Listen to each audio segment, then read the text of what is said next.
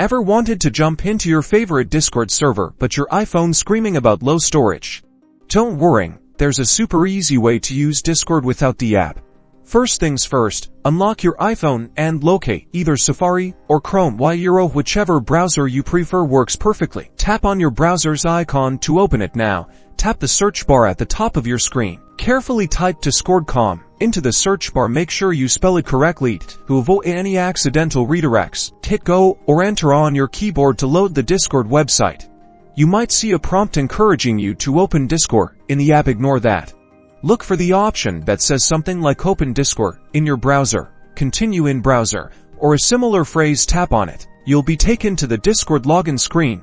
Enter your email address or phone number and your password associated with your Discord account. Once you've entered your credentials, tap Login and just like that, you're in. You can now access all your servers, channels, and direct messages directly through your iPhone's browser.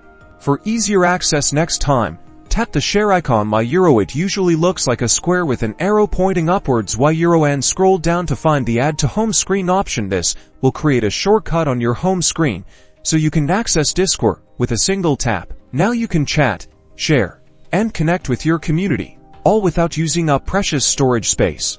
Enjoy Discord on the go, right from your iPhone's browser.